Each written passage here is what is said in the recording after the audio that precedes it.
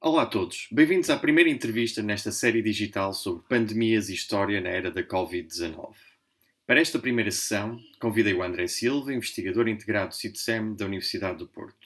É licenciado e mestre em História, tendo defendido uma dissertação sobre físicos e cirurgiões medievais portugueses entre os finais do século XII e o início do século XIV. O André Silva é atualmente bolseiro de doutoramento da Fundação para a Ciência e a Tecnologia e investiga o impacto e as consequências da peste negra em Portugal no século XIV. Pela sua especificidade curricular, creio que será um primeiro convidado muito interessante para ver o que é que ele tem para nos dizer sobre a peste negra, uma das maiores pandemias da história da humanidade. Olá André, obrigado pela disponibilidade para gravar esta entrevista para esta série sobre pandemias e história na era da Covid-19. Hoje é feriado de Sexta-feira Santa, presumo que estejas por casa. Sim, olá Flávio, obrigado por me convidares a participar nesta tua iniciativa. É verdade, hoje é Sexta-feira Santa e a verdade é que será como o meu último, bem, as minhas últimas 4 semanas, que será passada em casa, não é? A trabalhar, afortunadamente, mas em casa. Claro. Como tens visto provavelmente pelas notícias, eu acho que todas as pessoas têm seguido atentamente a comunicação social, o número de infectados tem vindo a aumentar dramaticamente. Já ultrapassamos o milhão há algum tempo, estamos perto dos 2 milhões em todo o mundo e quase 100 mil mortos. Em Portugal hoje a Direção-Geral de Saúde assinalou mais de 15 mil doentes diagnosticados e 435 mortos em Portugal. Como é que tens vivido este período de quarentena e isolamento? Bem, como te dizia, a verdade é que, no meu caso, pela fase do trabalho em que eu estou, neste momento, na fase do doutoramento, eu posso continuar a trabalhar plenamente em casa e, portanto, comparando com a minha rotina diária dos últimos meses, antes disto acontecer, não muda assim tanto. Claro que muda as pequenas rotinas de poder sair a todo momento, de qualquer forma, e claro que ao fim de várias semanas isso se torna opressivo. Eu imagino que fosse muito complicado se eu cumprisse outro tipo de funções ou se, por exemplo, estivesse, enfim, nos 2 primeiros anos do meu doutoramento, em que foi sobretudo o trabalho de arquivo que me ocupou o tempo, em que eu estaria sem poder avançar no trabalho e aí seria provavelmente muito mais impactante na minha vida. Ainda assim, não há nada de que me possa queixar neste momento, porque de facto tive muita sorte em relação ao período em que aconteceu e, portanto, Tens tido muito de fazer e podes fazê-lo a partir de casa, não é? exatamente, exatamente. Ótimo. As próximas questões que eu te vou fazer são diretamente relacionadas com os teus temas de investigação. Em tempos de pandemia é normal que as pessoas comecem a procurar algumas respostas e soluções para a casos semelhantes no passado. Como sabes, alguns dos exemplos que aparecem em meios de comunicação social são a peste negra e gripe espanhola do século XX. Mas a peste negra é muito diferente desta estirpe de coronavírus que de momento nos aflige. Não te importas de explicar, sob a perspectiva do historiador, quais é que são as principais diferenças entre a peste negra do século XIV, por exemplo, e a Covid-19? Sim, claro que neste momento, como historiador, eu posso filtrar o pouco que sei enfim, da biologia, da ecologia destas doenças. Em primeiro lugar, a Covid-19 é provocada por um vírus, né, da família dos coronavírus, e a peste é uma doença provocada por uma bactéria, a Yersinia pestis, que foi identificada no final do século XIX no Oriente. A verdade é que o tipo de infecção é muito distinto, apesar de ambas serem zoonoses, ou seja, serem doenças com origem noutras espécies de mamíferos e que por acidente acabaram por infectar seres humanos. A verdade é que no caso da peste é necessário um vetor, ou seja, é necessário um inseto, um pouco, enfim, como o tifo, por exemplo, onde o piolho é responsável pela infecção do homem, neste caso. No caso da peste, é sobretudo a pulga do rato, várias espécies de pulgas de rato, que contraem a doença e a cultivam, entre aspas, no seu sistema digestivo e que depois, através da picada, podem transmitir a outro hospedeiro que só por acidente é o homem, ou seja, só numa fase em que os seus hospedeiros preferenciais, sobretudo espécies de roedores, já, enfim, morreram, e então eles têm que passar para alternativas menos naturais. De qualquer forma, apesar de não ser facilmente transmissível entre homens, só na sua forma pneumónica, que é rara, apesar de ser mais mortal, a peste enfim, tem uma ecologia, uma etologia muito diferente, muito complexa, e a nossa grande vantagem é nós percebermos mais ou menos como isso funciona, os mecanismos, e é por isso que hoje falamos sobretudo nas consequências das medidas profiláticas e não das consequências da devastação da doença propriamente dita. A peste, de facto, é muito diferente da Covid-19, os seus agentes são muito diferentes, e creio que as grandes semelhanças ou os grandes paralelismos que podemos traçar aqui são os da resposta humana, ou seja, são a reação, a ação, a forma como as sociedades e os indivíduos encaram este tipo de fenómenos. Claro. E o que é que nós sabemos sobre as origens em si da peste negra e a forma como circulou? Já explicaste que para transmitir é necessário haver um vetor, não é? Sim. Um inseto ou uma pulga que possa fazer essa passagem de hospedeiro para hospedeiro. Mas olhando para trás e olhando para a Idade Média, nós sabemos que a peste negra poderá ter dizimado cerca de metade da população, não é?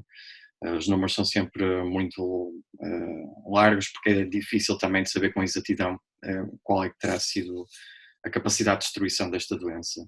Mas num mundo em que meio mundo ainda não conhecia a outra metade, não é? Em que ainda não se conseguia fazer circulação marítima para a Índia, em que ainda não se conhecia a América, mas claro que a América é outro caso à parte. Como é que foi, quem é que foram os agentes responsáveis pela propagação da peste negra? A fase inicial é ainda um objeto de muito debate. Nos últimos anos acrescentou-se uma nova fonte de argumentos que é muitíssimo importante e tem fornecido novidades revolucionárias, que é as do domínio da paleogenómica, ou seja, a análise do ADN antigo, e a partir daí a definição de uma árvore genealógica, entre aspas, das diversas estirpes de um determinado agente patogénico. A peste, neste momento, creio que é o agente patogénico que foi alvo de um estudo, de um maior número de estudos e de estudos de maior fôlego, por motivos óbvios, pela sua importância histórica e pela atenção que lhe tem sido prestada, e há elementos geográficos que são apurados a partir dessa dimensão paleogenómica. Os dados mais recentes e aqueles que são mais consensuais apontam para uma origem do agente patogénico. Há enfim, os intervalos são largos, mas à volta de 20 mil anos, que a Yersinia pestis se terá diferenciado do seu antepassado, do seu, enfim, progenitor, entre aspas, de espécie, que é uma outra bactéria do género Yersinia, e a origem geográfica apontada é algures entre, enfim, a China interior, a área da Mongólia, a base dos Himalaias, e a Ásia Central, ou seja, mais ou menos correspondente a países como, enfim, o Cazaquistão, o Quirguistão, o Tajiquistão. E aquilo que parece neste momento é que, enfim, há 3 pandemias históricas, mais ou menos convencionadas. A primeira iniciou-se com a chamada peste de Justiniano no século VI. A segunda começa com a chamada peste negra, em meados do século XIV, e a terceira em meados do século XIX, mais ou menos no Extremo Oriente. Contudo, todas elas parecem ter tido origem neste território primordial não é do Extremo Oriente, não estamos a falar da zona da Indochina, por exemplo, mas daquela área da Ásia Central, aquela área nas franjas dos Himalaias, onde é possível que a bactéria tenha evoluído, por exemplo, enfim, com um determinado conjunto de espécies de grandes roedores, marmotas, e enfim. Agora, claro que uma doença numa área relativamente remota precisa de tem que haver uma forma de se poder expandir. E aquilo que acontece é que no século XIV há enfim, já um pouco fragmentado, mas uma unidade relativa que se mantém, a maior unidade política da história é o Império Mongol, e vem desde essa área da Manchúria, da Mongólia, até, enfim, às portas da Europa e ao Médio Oriente. E a verdade é que enfim, as várias rotas da seda, chamadas a Rota da Seda, tem nos seus múltiplos caminhos uma ligação contínua entre essa área da China e da Ásia Central e, enfim, aquilo que hoje chamaríamos Europa de Leste, enfim, a área de influência do antigo Império Bizantino e dos novos Estados russos deste período.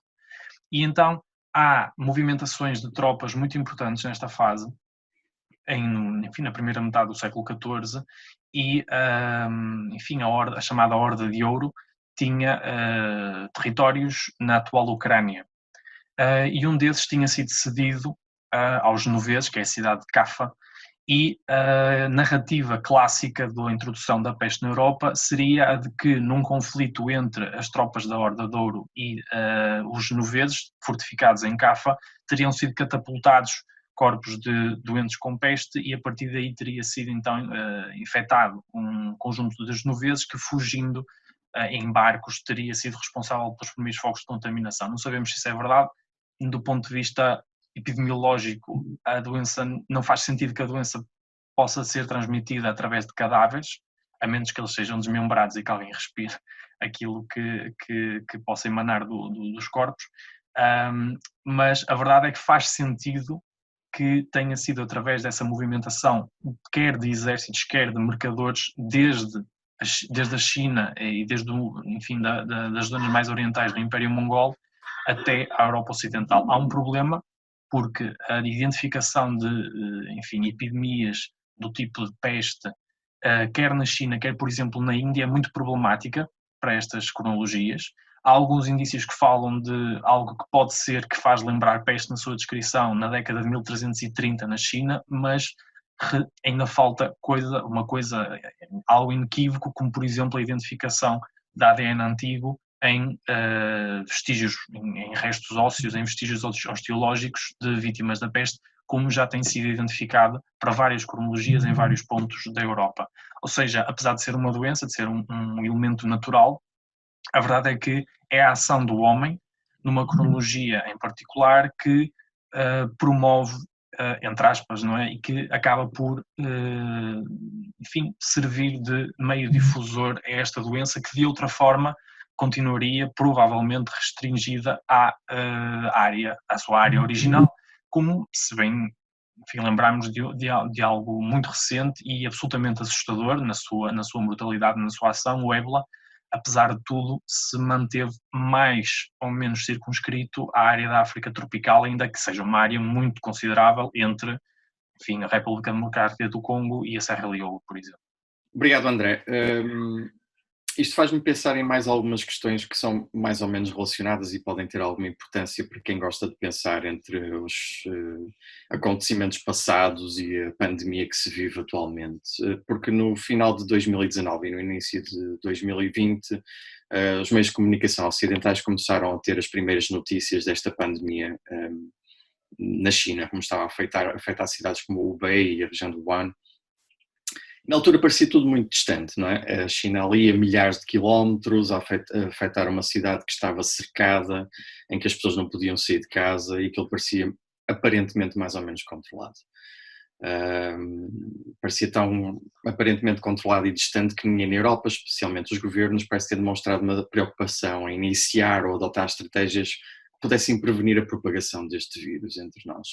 Só mesmo quando isto começou a atacar em força, em particular no norte de Itália, é que começou a haver alguma resposta, ainda que moderada, para fecho de fronteiras ou medidas profiláticas de isolamento social por parte dos Estados europeus. A primeira questão que eu tenho para te colocar, na sequência do que acabaste de dizer, é como é que era a velocidade de propagação da peste negra? Porque aqui estamos por exemplo, no caso da Covid-19, sabemos que demorou cerca de 2 meses e meio, 3 meses a chegar à Europa. A peste negra provavelmente teve um ritmo de propagação diferente, não é? Ainda para mais porque atualmente nós temos os aeroportos que funcionam como hubs de transmissão de doenças, não é? Por causa dos voos que interligam qualquer parte do mundo em tão pouco tempo. O que é que tens a dizer sobre isto? Bem, a verdade é que, nesse caso, a comparação é mais do que pertinente, porque, de facto, na Idade Média, a peste propagou-se enfim, à velocidade dos navios. E aquilo é uma expressão particularmente feliz e, ao mesmo tempo, particularmente tenebrosa, que é usada por um autor de referência norueguês, o Ol Benedicto. E a verdade é que ele fala em saltos metastásicos.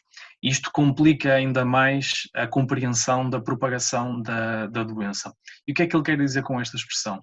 Por exemplo, retomando a convencional, ou tida como convencional, entrada da peste na Europa, ou seja, a partir dos navios genoveses que vêm da Crimeia, o contágio, ou a primeira cidade europeia contagiada, terá sido, enfim, provavelmente Constantinopla, porque eles teriam que por lá passar e teriam aportado, e a partir daí, a partir de Constantinopla, eles dirigir-se-iam primeiro a Messina e depois a outros portos italianos, por uma via independente, depois a partir de Constantinopla para o Egito.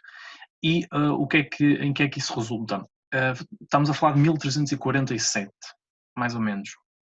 E isto, no final de 1347, faz com que, através destes focos que vão eclodindo em diversos locais, haja uma contaminação relativamente rápida das zonas portuárias. Fora de Itália, na Europa Ocidental, provavelmente foi Marselha. Rapidamente a Catalunha é contaminada.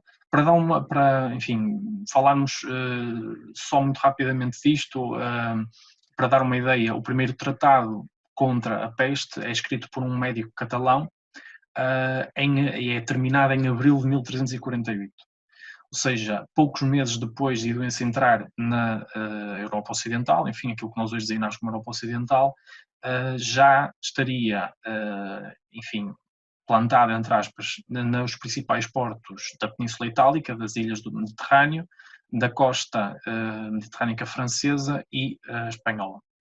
Isso, assim, de repente, desculpa interromper-te, André, eu estava aqui a pensar, e isso é um tratado que é escrito por alguém que tenta identificar as características da doença, não é? Muito provavelmente, e não sei se apresenta algumas soluções para combater, mas aquilo que eu queria perguntar é, existiam relatos, por exemplo, a partir de 1347, relatos do que estava a acontecer noutras partes, noutras geografias do Mediterrâneo e da Europa, sobre um novo tipo de doença que estava a afetar as populações, que chegaram antes da peste, e se sim, se as pessoas já começaram, ou as instituições responsáveis pelo governo das cidades, os Estados começaram a adotar algum tipo de medida para perceber o que impacto é que isso iria ter nas suas populações?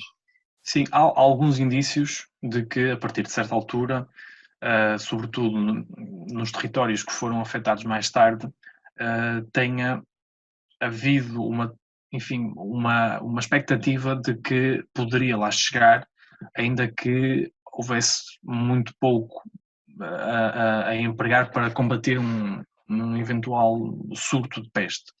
A verdade é que temos indicações de que, por exemplo, dois reis, particularmente, em concreto o Eduardo III de Inglaterra e o Magnus Eriksson da Suécia e na altura também da Noruega, souberam que havia no continente, enfim, em vários sítios e de uma forma, enfim, supostamente nunca antes vista, uma doença que agressava e, portanto, no caso de Eduardo III, parece que houve algumas tentativas de impedir a sua entrada em Inglaterra, ainda que aquilo que nós designamos por quarentena, e de facto enfim, um desenvolvimento medieval, seja posterior à peste negra, ou seja, estas ferramentas profiláticas que tiveram as suas primeiras formas na Idade Média surgem como reação e não são anteriores à doença.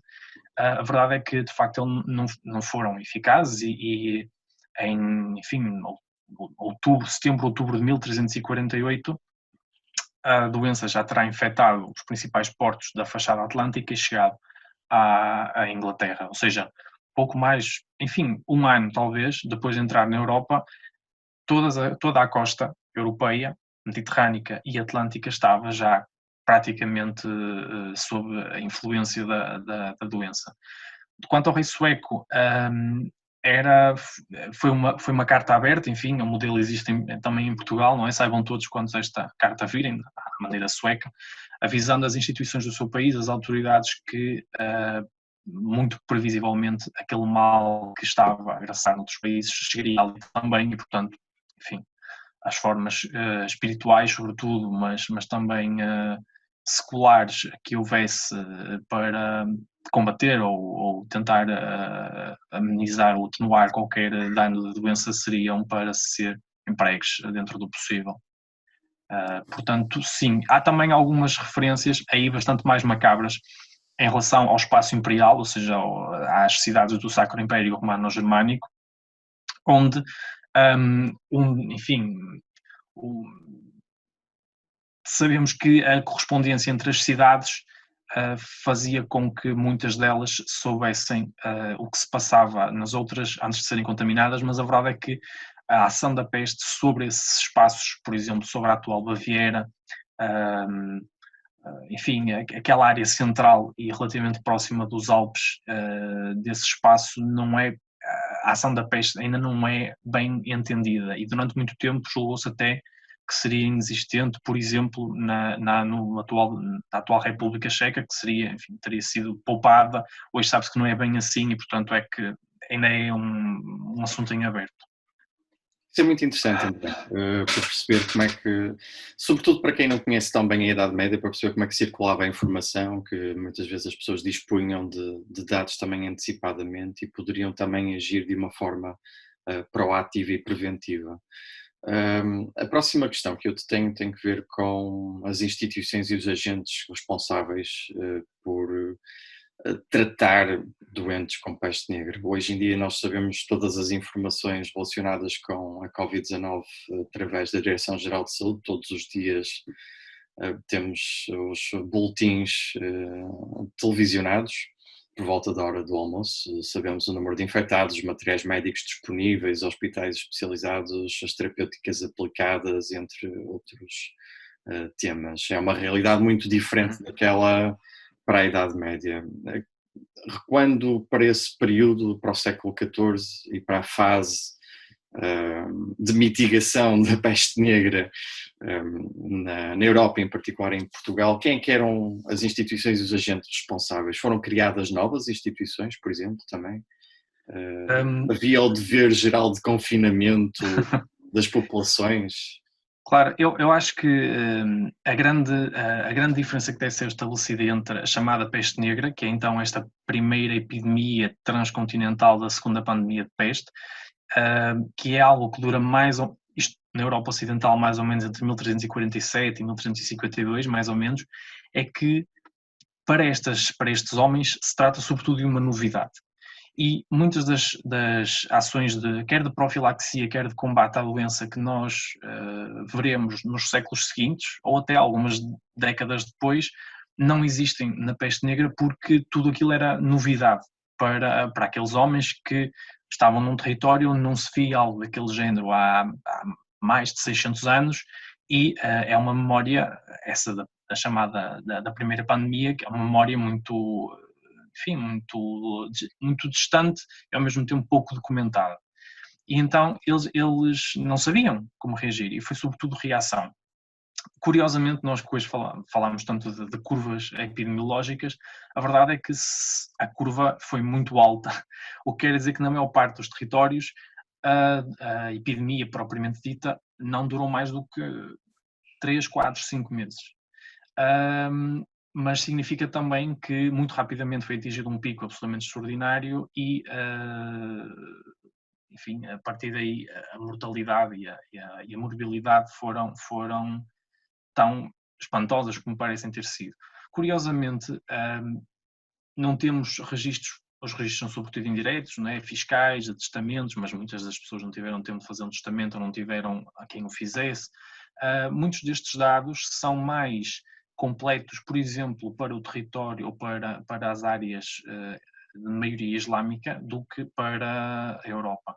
E, por exemplo, há registros no Cairo, não tenho certeza se já para a primeira, mas para a maioria das epidemias desde o período medieval, registros sobre, por exemplo, os caixões ou, enfim, os mortos que saem das portas da cidade para serem sepultados e, portanto, há um registro mais ou menos, enfim, administrativo fiável. Para a Europa, nem tanto. E a verdade é que não há hospitais para, enfim, doentes da peste, propriamente. Aliás, o hospital medieval é, sobretudo, uma instituição de caridade que acolhe pessoas ou com parcos recursos ou com, enfim, uma idade avançada, pessoas, enfim, no fundo são instituições de acolhimento que misturam o conceito de hospital com um lar, com uma casa de acolhimento, com um albergue. Há todo um conjunto multifacetado de missões. E a verdade é que a cura de doentes não era a mais importante, não era a mais frequente e não era também a mais motivadora.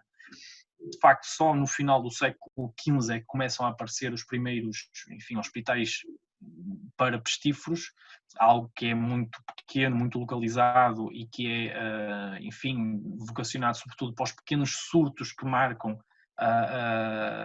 enfim, as ocorrências a partir de determinada altura, do século XV sobretudo, e no século XIV, durante esta peste negra, a verdade é que as autoridades, aquilo que nos parece é que não havia muito que pudessem fazer, era sobretudo reativo, era sobretudo tentar gerir a situação, a fazer com que dentro do possível as instituições continuassem a funcionar, que a economia continuasse a funcionar de certa forma. Sabemos que, por exemplo, durante o pico a fase final do pico da peste negra em Inglaterra, ainda assim entravam navios com vinho português no estuário do Tamisa. Portanto, as necessidades tinham que ser devidamente, enfim, respondidas. Mas sim, é muito difícil dizer que as autoridades assumiram uma posição ativa de combate à doença, porque de facto eles não sabiam com o que estavam a lidar, não sabiam o que esperar e não sabiam como e quando aquilo acabaria e o que é que sobraria sequer, porque eu acredito muito sinceramente que as pessoas achassem que era o fim do mundo. Claro, o que acaba por ser muito diferente até de hoje em dia, não é? Porque enquanto não se... A verdade, temos uma medicina muito mais desenvolvida, não é? Tecnologia muito mais avançada, mas que não é suficiente para conseguir, em tempo recorde, descobrir uma vacina ou qualquer outro mecanismo que possa fazer com que se consiga parar em absoluto esta pandemia e de salvar muitas das vidas que estão neste momento a ser ameaçadas pela Covid-19. Tanto que temos um mundo inteiro parado, que é uma coisa completamente inaudita, não é? Na nossa vida. Isto faz-me lembrar uma outra questão importante, que é uma das imagens impressionantes que por vezes as televisões passam é quando se olha para a Praça de São Pedro e aquilo está vazio, ou o Papa no meio da Basílica a dar a missa para um espaço sem pessoas, que não é muito comum. Antigamente, ou recuando vários séculos, é muito provável que quase todas as pandemias, grandes doenças ou grandes males tinham um bode expiatório, ou eram um ato de Deus para punir ações que haviam sido feitas por parte dos seres humanos ou dos governantes. Por exemplo, salvo raras exceções, a Covid-19 já foi associada, por exemplo, por uma ministra do Zimbábue dizer que era uma forma de poder punir os Estados Unidos pelas sanções, ou um padre americano diz que é um castigo pelos casamentos gay. Qual foi a posição da religião no meio destas pandemias? E ao mesmo tempo, quem é que eram os bodes expiatórios, não é? Quem é que as pessoas responsabilizavam pela peste negra? Se deram atos de xenofobia, porque aqui também me estou a lembrar, estas questões estão interligadas, por isso é que eu estou a fazer mais do que uma Sim, claro. Do Donald Trump, o presidente dos Estados Unidos, no seu estilo muito pouco contido, falar que a Covid-19 é um vírus chinês. Sim, é verdade. Nem nisso Donald Trump é original, de facto. A verdade é que a religião organizada teve um papel bastante responsável, entre aspas, na gestão do problema da peste negra. Fez o possível, que estava ao seu alcance, e o Papa, na altura, Clemente VI ou VII, peço desculpa, mas pronto, Papa Clemente, na altura o papado estava sediado em Avignon, no sul de França, relativamente perto de Marselha, e então foi uma área particularmente fustigada pela doença. Afortunadamente o Papa não foi vítima, o seu médico pessoal, que legou uma das descrições mais completas e mais corretas da peste, o Guy de Chauliac, foi infectado, mas sobreviveu, portanto ainda faz parte de uma estatística mais impressionante, e o Papa fez com que, Clemente VI, exato, o Papa acabou por tomar uma posição extremamente responsável, por exemplo, na tentativa de acabar com os piores massacres. O grande bode expiatório durante a peste foram, uma vez mais, os judeus. Eu há pouco falava das notícias de peste que corriam, por exemplo, entre as cidades do Sacro Império. A verdade é que, em alguns casos, houve chamados pogroms, não é? Os massacres de judeus em algumas cidades alemãs, onde eles eram acusados, alemãs, enfim, eu digo alemãs do espaço germânico, onde eles eram acusados de serem responsáveis pela peste, enfim, os meios são tão férteis como a imaginação, envenenando poços, espalhando pós no ar, enfim, fazendo rituais imaginativos. Neste caso, isto não fica circunscrito ao espaço do Sacro Império. Alguns dos pogroms mais violentos dão-se, por exemplo, na Catalunha. Em Tárrega, ainda há poucos anos, foi descoberto um cemitério judaico, onde, pela datação e depois pelo cruzamento com a informação documental, foram descobertos dezenas de corpos de pessoas que foram mortas num motim, enfim, anti-judeu, durante a peste na cidade. Curiosamente, isto não se aplica apenas aos judeus, mas o caso dos judeus é o mais paradigmático e, por exemplo, o Papa Clemente VI agiu de uma forma muito enérgica para condenar estes atos, dizendo que os judeus não têm nada de culpado, nem fazia sentido aquilo que estavam a ser acusados, uma coisa muito simples, porque se não fosse mais nada, eles próprios, os judeus, morriam tanto da doença como qualquer cristão. Sim, exatamente. A questão é que, por exemplo, os catalães que mataram judeus na Catalunha porque, enfim, achavam que eles seriam responsáveis de alguma forma pela peste, foram os mesmos catalães que foram mortos em algumas zonas de Itália onde se tinham estabelecido, porque eram os estrangeiros acusados de fazer exatamente a mesma coisa, e portanto temos aqui um ciclo de bodes expiatórios, que é sempre outra minoria, que, enfim, desperta desconfianças e se nós, expostos a tanta informação e a tanta ciência, enfim, por vezes embarcamos nesse tipo de leituras, tão mais compreensível é que tenha sido feito no século XIV.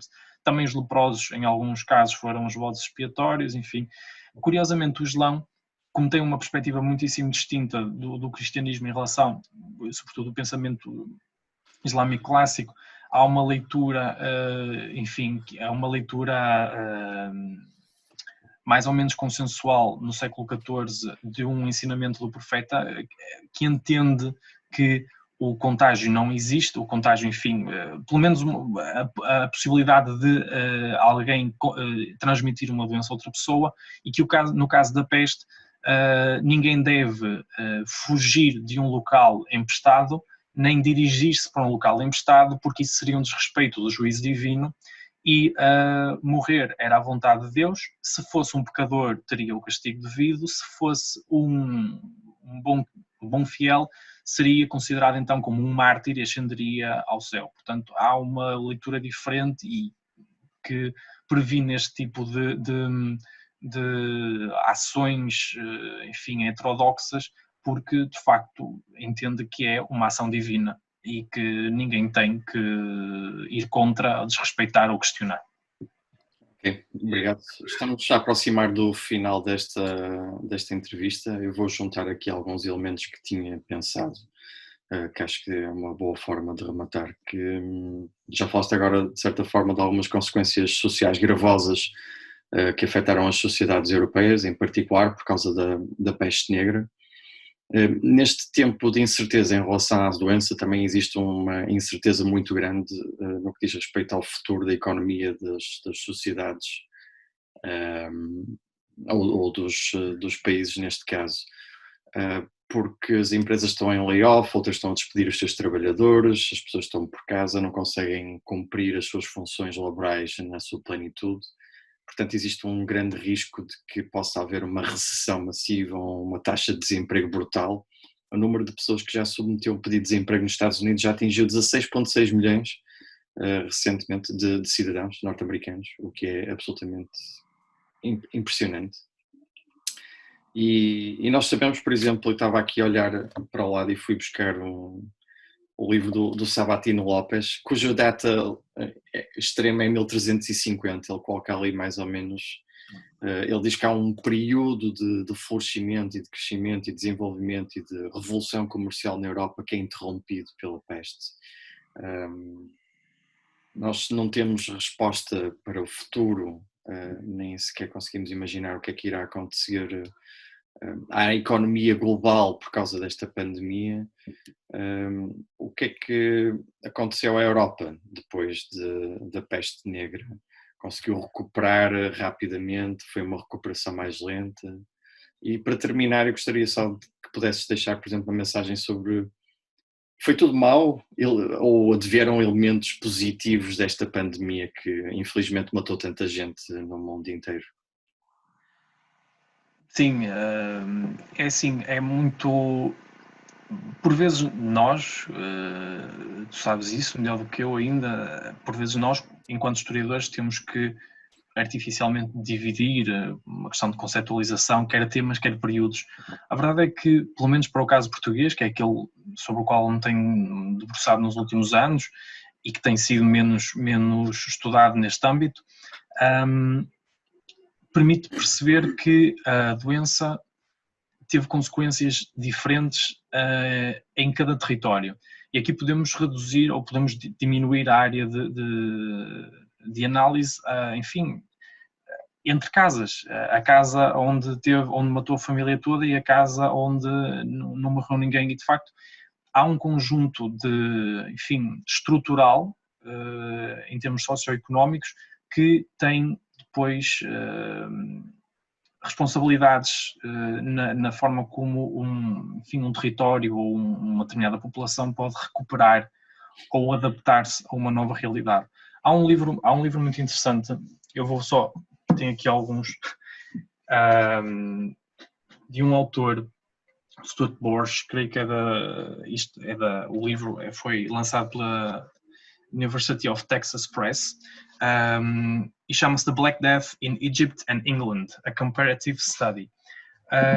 E aquilo que o autor, por exemplo, demonstra é que a forma como a Inglaterra foi capaz de eu não diria recuperar, porque há sempre aqui enfim, mas foi capaz de se adaptar à nova realidade, foi muito distinta da do Egito, não por uma questão cultural ou, enfim, de território ambiental, mas por causa das estruturas políticas que num caso favoreceram essa adaptação e no outro o congelaram, entre aspas. E a necessidade de novos modelos, por exemplo, de exploração da terra, numa zona onde não há tanta mão de obra, ela pode continuar a ser explorada, por exemplo, para a criação de gado, e sabemos como a Inglaterra é importante a criação de ovinos, por exemplo, e é, enfim, fundamental para o seu desenvolvimento económico medieval, o comércio da lã e tudo mais. Foi possível, através do tipo de estruturas de exploração da terra e enfim, da economia rural britânica, foi mais fácil adaptarem-se à nova realidade de uma demografia mais esparsa, de enfim, de um grupo laboral mais reivindicativo porque menor para o mesmo trabalho, foi possível recuperar de uma maneira mais eficaz e mais rápida, em termos económicos, do que aquilo que se verificou no Egito, na estrutura política estava cristalizada, o Egito Mameluco estava profundamente bem estruturada, mas não deu resposta e acabou por asfixiar parte dessa recuperação que podia ser feita porque se manteve inalterado numa realidade que já não era a mesma. No caso português, por exemplo, é difícil nós percebermos se morreu assim tanta gente como se diz.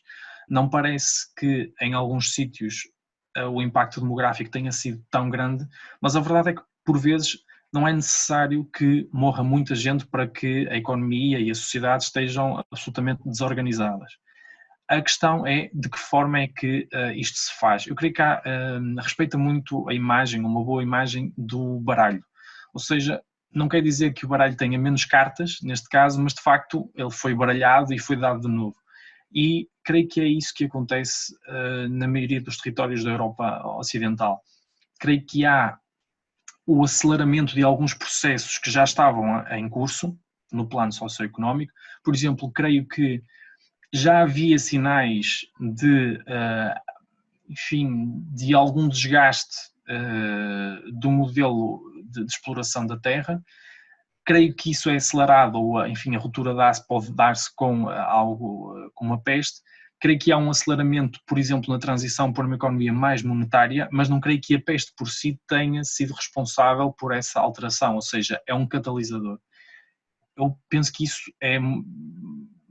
aproxima-se mais ou menos da realidade da Europa e, portanto, isso tem a grande relação é a forma como as estruturas sociais e a economia são plásticas ou permitem esta readaptação, este reajuste a uma nova realidade com menos pessoas, com o mesmo território, com uma capacidade, por exemplo, de cultivar só terrenos mais férteis, porque permitem alimentar o mesmo número de pessoas ou um número inferior, como, enfim, permitem aos trabalhadores assalariados exigirem melhores condições e, em reação às autoridades congelarem ou diminuírem esses vencimentos que eram exigidos e obrigá-los a serem aceitos. Há uma teia de fatores que, enfim, não se, tanto é positiva como negativa, e que, sem dúvida, isso sim marcou decisivamente o período que se seguiu e até hoje, porque somos consequência desses séculos de evolução. As coisas boas, genericamente parece que o estrato mais, enfim, os estratos mais baixos puderam então reivindicar um pouco mais. Parece que a segunda metade do século XIV e o século XV em muitas áreas da Europa foram de facto um período de enriquecimento desses estratos mais desfavorecidos, sobretudo da economia rural, mas também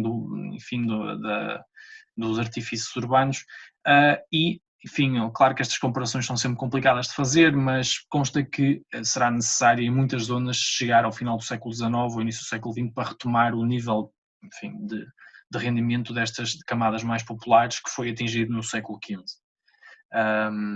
Claro que entre muitos mortos, alguns feridos e muitos sobreviventes traumatizados, é sempre complicado fazer um balanço positivo, mas os sobreviventes, no geral, parece que viveram melhor do que aqueles que os antecederam. Obrigado, André. A entrevista já vai um bocadinho longa, portanto é mesmo a altura de encerrar. Obrigado por acederes mais uma vez a fazer esta entrevista, porque embora a peste negra e a Covid-19 sejam de facto realidades muito distintas, é sempre importante percebermos como é que as sociedades humanas lidaram com as crises.